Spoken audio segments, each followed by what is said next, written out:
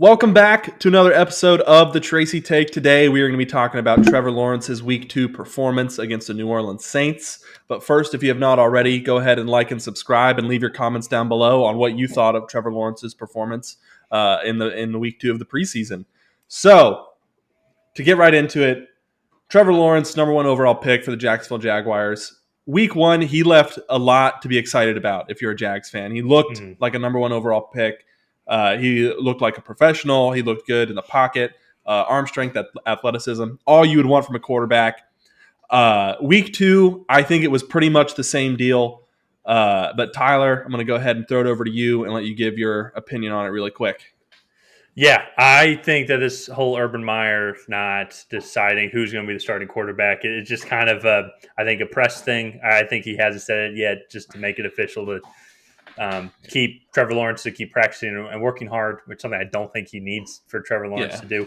But, I mean, he just looks more poised. He looks like an NFL caliber starting quarterback. And he was under a lot of pressure against that Saints D line. That offensive line did not help him out when they were going up against the first stringers. And he was under a lot of pressure. And I thought he did a really good job of rolling out and keeping his eyes downfield. And I said this to you, even his incomplete passes were like they looked really good. Like they were just barely incomplete passes. There was one play specifically that we looked at where we saw okay, that was he definitely forced that throw. And, it was his only bad decision. But if you have one bad decision out of 23 throws, I'll take it. Yeah, it's not horrible. He seems much more relaxed in the pocket than some of the other of the main rookie quarterbacks that we have talked about. And he's able to. You had a really good point. When analyzing his video, is his feet follow his eyes. Like he's always seems like he's ready to throw the ball. Like when he's looking at this read and he cuts over this read, then over this read. And his feet are always following him. He's got very good technique in the pocket, and it's really good to see. He's besides that one throw, he's very content on if said receivers are not open. Let's hit the check down guy. Let's go get those 5 yards, and then just go from there. All in all, the performance I thought was really good. I will say on that one running play that he did where he dove for the first down, I was very afraid he was going to get hurt. I was like, please don't break a leg. Please don't break a leg. But I thought he did very nice tonight. Yeah, and I do want to go ahead and give a little credit to the Saints defense up front. Yep. They were able to get consistent pressure on Trevor Lawrence throughout his time in the game. Mm-hmm. But that actually, I think, is a good thing for him to see. One, it's going to kind of show him how to deal with it a little bit throughout the season because it probably will be something that he will have some spells throughout the year where he'll be sacked more than other quarterbacks. It just kind of comes with the territory. We talked about it before the game. Being a number 1 overall pick, you're not going to go to a Super Bowl ready organization.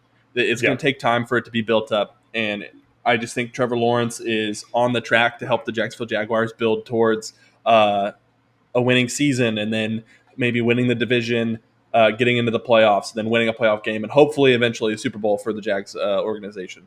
Yeah. But go ahead. Well, I was going to say, so one thing that would have been nice for Trevor Lawrence to have for tonight is I believe the center, Brendan Lindor, was out tonight.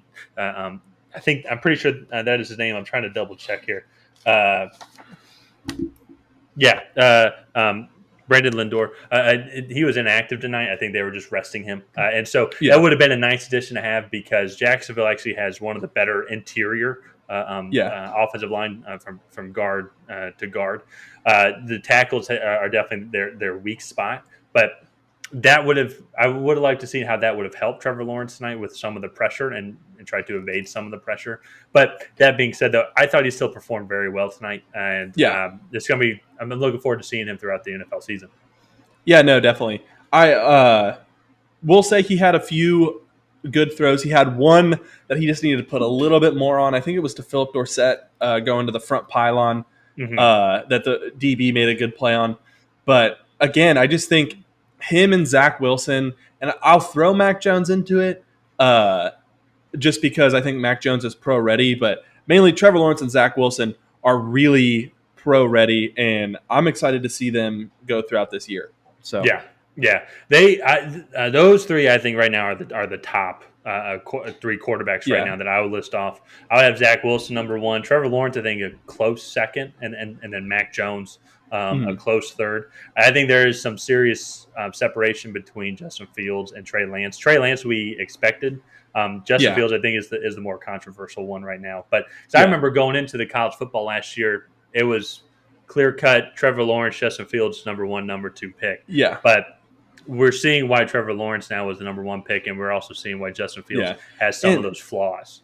and once when I, I think Zach Wilson is in a better situation in New York. I think uh, Hmm. his offense with Corey Davis, Tyler Croft, Elijah Moore, Jameson Crowder, and those guys is a better situation than what Trevor Lawrence has. Zach Wilson also has, I think, a much better offensive line than Trevor Lawrence, which is also really helping. Yeah. And so I really think that this year is just going to be a learning year. And then year two for Trevor Lawrence is when we'll really see him break out, just because I think the Jags organization will do a better job of stacking talent around him and building a system around him that I think the Jets kind of already had. The Jets' biggest problem is their defense right now. And so Yeah. I think the Jags are a little bit further along as far as team development uh, than the Jags. That came out right, yeah. Well, I think it kind of depends. It seems like there's a lot more youth on the Jacksonville team, but yeah, Yeah. they have the it seems like they have all their spots figured out, and Yeah. then they're just going to be developing from there. Yeah, the Jets offensively, I think they have a lot more veteran pieces there, but yeah, defensively, Hmm. they're going to be fighting between some of the worst defenses in the league, but Jacksonville though Hmm. has a very young defense to begin with, and will be continuing up from there. So it's going to be very interesting to watch. And I think just one final point, it's going to be interesting to see Trevor Lawrence's stats and Zach Wilson's stats at the end of the year, because I feel like Zach Hmm. Wilson's going to be slinging it a lot more. But Yeah. I'm going to be curious if Trevor Lawrence is going to be one of the more accurate QBs in the league, just because a lot Yeah. of his decision making is going to come down to, if my guys aren't open, then hit the check down guy. And one of the things too that kind of goes in with that is I'm curious who will have more turnovers. Mm. I think Zach Wilson may be a guy. Not that he's risky with the football, but I think he takes more chances. Uh, Yeah. so I don't know. He also Well. Zach Wilson has a tougher schedule in my opinion, going against Miami, Buffalo, and New England Mhm. for 6 games versus Trevor Lawrence gets to play Houston twice, and then Tennessee's defense isn't that great. And really, the Colts' front seven is what's good, not the secondary. So, Yeah. Yeah. well, it'll definitely be an interesting season. But again, I'm excited to see the development of Trevor Lawrence, and I think these first 2 weeks he's really shown why he was a first overall pick. Yeah, yeah, absolutely, absolutely. It's going to be fun to watch. Thanks again for watching this video. If you have not already, make sure that you subscribe to our channel and like and comment on this video to help us out with that YouTube algorithm. You know how that works. So, anyways, thanks again, and we'll see you next time.